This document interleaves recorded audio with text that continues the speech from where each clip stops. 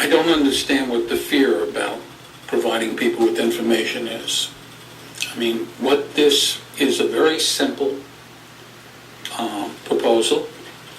The problem is, and Drew brought it out clearly, we don't do much zoning anymore or rezoning.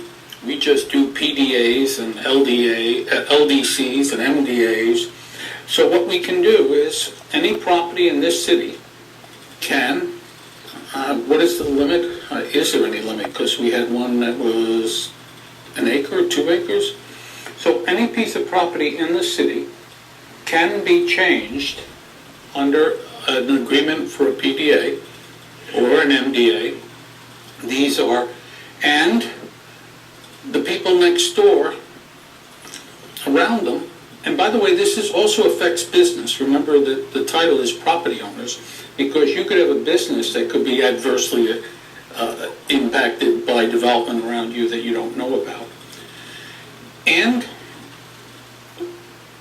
at the point where this MDA or PDA begins, negotiation enters in with the city. And I saw a couple of things over the last 3 years on council. I saw a lot of needless problems occurring because the parties don't know what's going on. I'll give you an example down by me.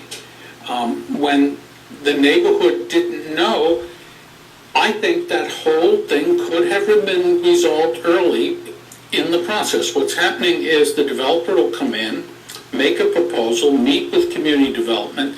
The neighborhood will be unaware of what's going on. And by the time plans are solidified and a lot of money is spent, people are now locked into very rigid positions, and the neighborhood in return, which may or may not, the only time we have a problem is when the neighborhood doesn't like it, the negotiation is going to become much harder at that point between the neighborhood, the surrounding property owners, and the development. So the first thing, we're only talking about notifying people early in the process that there is a proposal to change land use near them that has implications for them. Now it may be on your road and it's going to affect traffic on the road. It may be right next door to you and it's going to affect your property. So all what we're saying is that early in the process, as soon as community development, and we ask community development to give us a reasonable point of when they feel that there's a potential for a real project, that the surrounding property owners, and we're not just talking about residential, we're talking about businesses as well, simply be notified that there is a project with some serious potential for coming into effect that will change the use of the property that could impact them. That's all we're asking. All this is saying that people have a right to know what's happening, the decision-making process, early in the decision-making process, and we ask the city to consider their interest while they develop the proposal. So, and what's driving this is most of the materials you're looking at are when we're talking about zoning changes. We don't do that anymore, do we? When was the last time we changed somebody's zoning? We declared a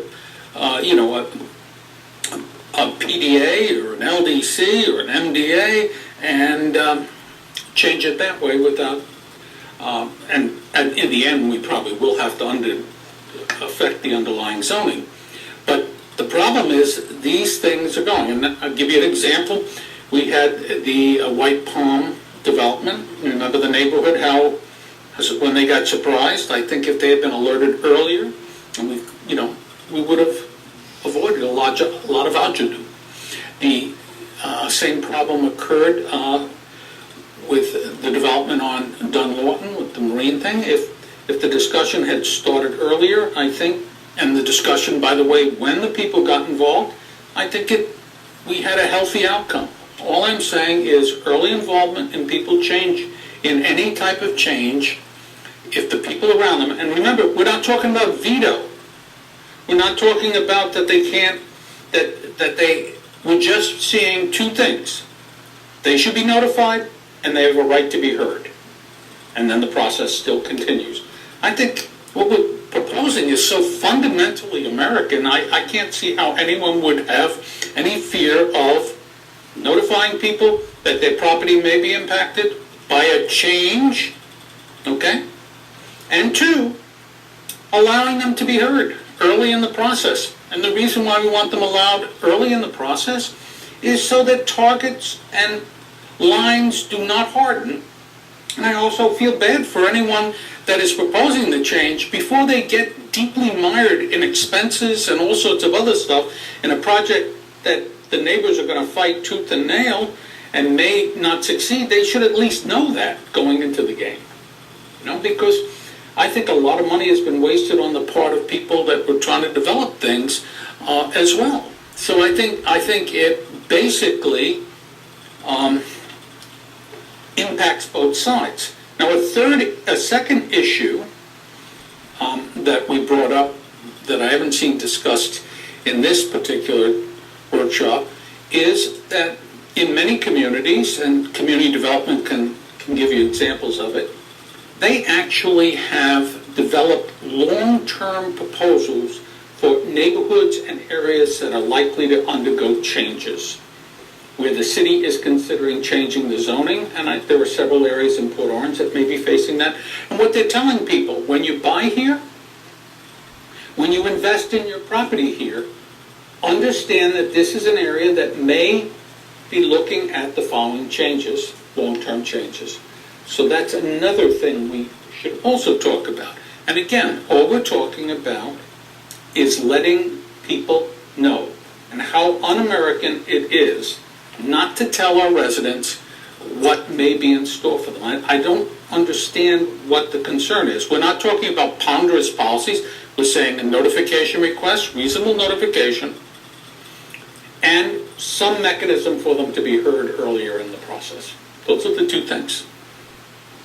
The only thing that I would be concerned about is the second one that you brought up, is if we bring up to a person potential changes, and you're trying to sell your property, is that causes me a concern, unless it's already designated. But Yeah. I know that in other communities, in Daytona, you go in other towns that I worked in, you go in with just a general idea. You're not getting locked into anything. And I think they come to you in the same fashion.